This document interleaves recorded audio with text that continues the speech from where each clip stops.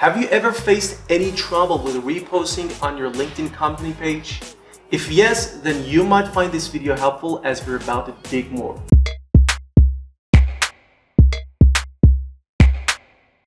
First off, to repost on your company's page, scout out the post you want to share on your personal feed.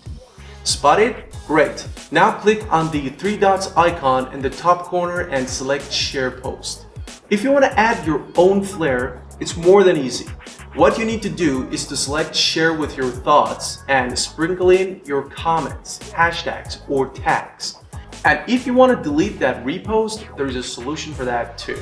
Just head to your LinkedIn homepage, find the repost, click the More icon, select Delete Update, and confirm your choice. By now you have learned another LinkedIn tip. Like and share the video if you found it helpful, and put your comment below if you had any questions. Thanks for watching.